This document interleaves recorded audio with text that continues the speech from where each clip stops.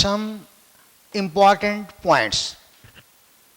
You must remember for MCQ or for short answers. Rubidium, rubidium, that is an alkali metal, is used with respect to the production of X-rays to diagnose digestive system. If there are some problem in digestive system, in particular stomach or duodenum, that is the part of intestine, the X-rays of rubidium are applied. The second important point, potassium, rubidium and cesium react with ice, at minus 100 degrees Celsius. React with potassium, rubidium and cesium react with ice at minus 100 degrees. Once again, potassium, rubidium and cesium react with ice at minus 100 degrees Celsius. This is another point to remember.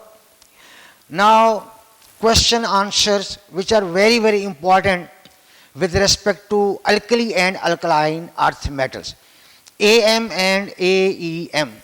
The first important question, that is 2 times important: how do group 1 metals, that is alkali metals, resemble with the group 2 metals, that means alkaline earth metals? Answer: resemblance of group 1 metals, lithium, sodium, potassium, rubidium and cesium, with group 2 metals, beryllium, magnesium, calcium and strontium and barium. First point of resemblance, both belong to the S block. Why? Because they have their outermost electron in S orbital. NS1 for alkali metals and NS2 stands for alkaline earth metal. Now second point, elements of both groups are highly electropositive. Out of all groups in the modern periodic table, alkali metals, the elements of alkali metals, AM, are the most electropositive. They have ability to lose the electron easily.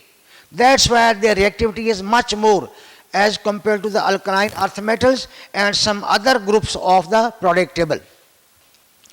Now, hydroxides of the both AM and AEM are strongly basic in periodic table.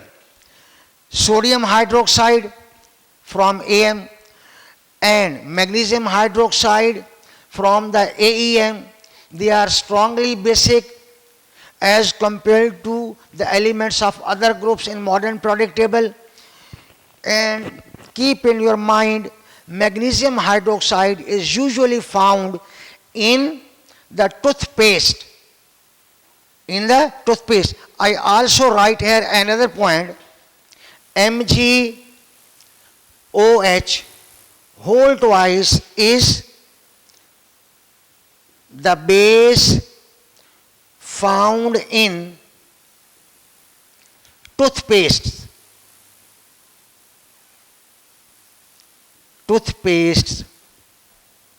Now next one, elements of alkali metals and alkaline earth metal do not occur in free state in nature. The alkali metal elements and alkaline earth metal elements, they are not found in free state. They are always found in the form of compounds with some other elements, with some other species. That's why we say the elements of AM and AEM do not occur in free state. The fifth one, elements of both alkali metals AM and alkaline earth metals give flame test, as we already discussed, except lithium and magnesium. These are the points of resemblance between the elements of AM and AEM. Now, 3 times important question, that is about the differences between elements of group 1A and 2A. The question is as how do group 1 metals differ from group 2 metals? You have to place the heading like this one, differences between elements of group 1 and 2 metals. Make the columns, put here AM, that stands for alkali metals. Write here AEM, stands for alkaline earth metals. The first point you know, now no need of explanation. Electronic, E stands for electronic, CONFIG means configuration. Electronic configuration of alkali metal is NS1, while here NS2. Low melting and boiling point, here high melting and boiling point, because their size is bigger, their size is smaller. Number 3, larger atomic size, relatively smaller atomic size. Low values of ionization energies, high values of the ionization energies. Oxides and hydroxides are more ionic in nature. Oxides and hydroxides are less ionic in nature. Highly electropositive, while these are less electropositive. Hydroxides are strongly basic, while here the hydroxides of alkaline earth metals are less basic. Number 8, the alkali metal decompose water vigorously at room temperature, while EA, alkaline earth metals, less vigorously decompose the water.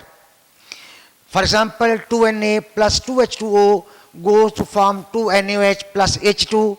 Here Mg plus H2O goes to form MgO plus H2. The number 9 point, carbonates, sulfates and phosphates of AM, alkali metals, are soluble in water except lithium.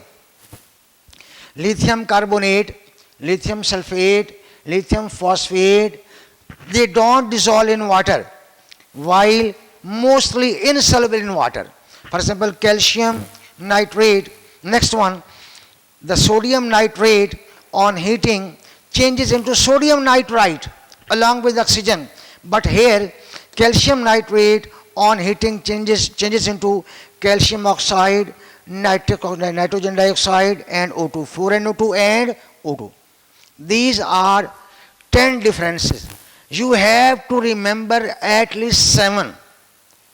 You have to remember how many the points of differences? 7. And this question will be for the long question answers in your question paper. Is it okay? This was all about the differences between and similarities between alkali and alkaline earth metals.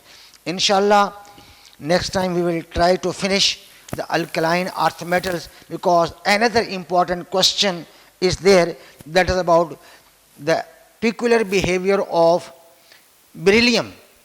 How beryllium differs from its own family members. Inshallah, next time.